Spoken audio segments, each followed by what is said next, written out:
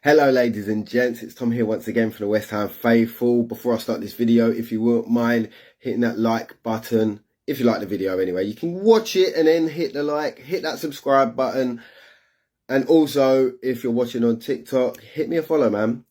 Anyway, today I've got the Bournemouth versus West Ham preview. I've done a bit of digging on their transfer business, what they've done over the summer, and I'm going to give you a bit of an insight onto what I think is going to happen tomorrow, because the Premier League kicks off tomorrow, about fucking time, eh? And hopefully by then West Ham have 2 more signings to unveil before the game. Hopefully James Ward-Prowse gets unveiled tonight, but anyway, I've spoken enough about them on other videos. So last season we beat them home and away. The first time at home, 2-0, I believe we scored. Zuma and Antonio scored in the 2-0 win at home, and then away more recently in April, we absolutely battered them. If you remember that Pablo Fornal's scorpion kick, I'll try and edit a picture or something in there. You remember that picture, yeah. So we ended up winning that game 4-0, and the rest of the goal scorers consisted of Antonio, Paqueta and Rice, scoring the other 3 goals in that 4-0 win. Now, I was quite surprised because I heard a lot of good vibes coming out of Bournemouth about Gary O'Neill. They like the way his playing style, and I was quite surprised that they let him go and they've replaced him with, now forgive me Bournemouth fans if I pronounce this wrong, but Andoni Iraola. Yeah, I don't know. I've never heard of him. I don't know anything about his playing style. I don't know how he's going to set up. I don't know nothing about him. And that gives you one bit of hope, because that means neither will David Moyes. David Moyes don't even know how his own players play, let alone how other teams play. But yeah, they've been busy this summer. It seems like they've bought quite a few players. A couple, well, fucking 3 I have to note that we have been linked with ourselves.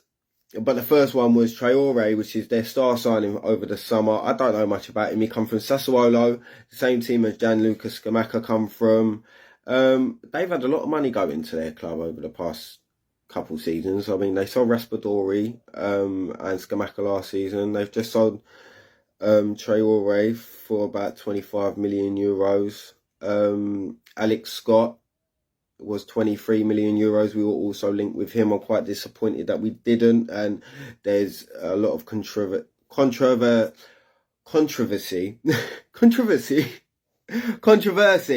Fuck me. There's loads of controversy over why he didn't join. He wanted to come. West Ham were willing to pay the money. There's apparently arguments behind the scenes amongst the manager and the transfer committee, as I've said multiple times. They've also signed Kirkez, who I believe was the left back for, was it AZ? He was young. He looked good, and I believe he played well against us. He cost a fee of about 18 million euros. And then Kluivert, however you pronounce it, they managed to get him for about 12 million. Now that's not too shabby, considering as well I think we were linked with him for more than that. But Bournemouth, kudos to you. You've done good business. You've got more players through the door. I don't know when you signed them.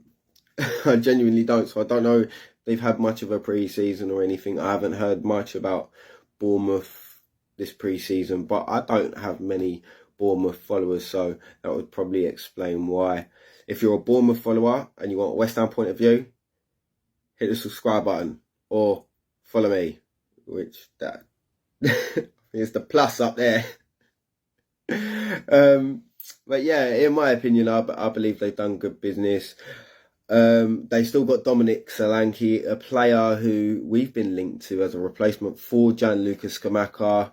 I haven't really said anything about the links to him, and that's because it's underwhelming. Until there's a lot of traction where it's like bids are being made, I ain't really going to talk about it. If it's just that, oh, this person or that person says we've got an interest. Until a bid goes in, I keep my opinion to myself. But I mean, he will work well under Moyes. But the problem is West Ham want a prolific goal scorer. I mean, Callum Wilson would have been more fit into the West Ham style now. Not Callum Wilson now, but I'm talking about Callum Wilson when he was at Bournemouth. Would have been more fit into the Moyes system now. And he was a bastard, man. I hate it when he plays. It's actually depressing. It's like Glenn Murray as well for Brighton. It was just like, fuck off. Do you know what I mean? Anyway, I'm gonna give you I'll give you my predicted lineup. I believe we're gonna start with a back five, and I think it's gonna be Agerd, Zuma, and Ogbonna in the centre back roles with Emerson and Soufal. Right wing backs and left wing backs, and I think it's going to be Thomas Souček and it's got to be Flynn Downs, isn't it? Fucking Alvarez only signed yesterday. I don't know. Hopefully he's ready. I want him to be ready. I hope that because Flynn Downs in pre-season, God loves a trier, and I love a West Ham fan wearing a West Ham shirt. But he's clearly not up to standards. He's not clearly up to standard. He's got a lot of potential, which is even idiotic because he's older than Declan Rice. I don't know about Flynn Downs, yeah? I genuinely don't know. I genuinely don't know. He didn't impress me in pre-season. He done all right. He done his business. But hey ho, do you know what? If we have to, then give him a chance. But I genuinely want Alvarez to start from the off. Just because he's our star, well, he's our only signing, but like he's going to be one of the star signings. He costs a lot of money. He's replacing Declan Rice, but if he isn't ready, Flynn Downs will start in centre defensive midfield alongside Thomas Souček. I don't know if Paqueta's going to play, so I've got a feeling Fornals will play. Bowen on the right, Benrahma on the left, and Antonio up front. That's my predicted lineup. And my prediction is... See, I want to predict a West Ham win because I know when Moyes needs to win games, and he's going to see this first game as a must-win game, because if we lose it, we're gonna struggle to get points against the rest of the teams. And if we get a bit of momentum from the off, then maybe going on into the next fixtures, we should have a little bit more confidence and oomph about us. I want to say a 3-1 West Ham win, but I've got a strong feeling it's going to be a draw.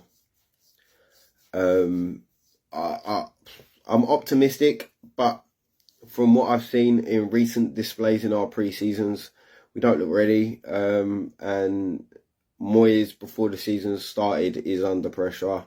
I know that the board is getting him his targets, but if he loses, if we start really poor, if we were to lose our first 5 games, he would be out.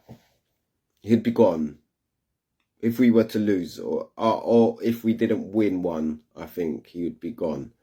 Which is, with our fixtures, that can easily be achieved. But anyway, I'm staying optimistic. The Premier League's back tomorrow. About fucking time. Yeah, please give me your opinions on anything I've said in the comments below. Like I said, please like, subscribe. If you're watching on TikTok, hit the plus button, subscribe down there, like down there. Yeah. Come on, you irons.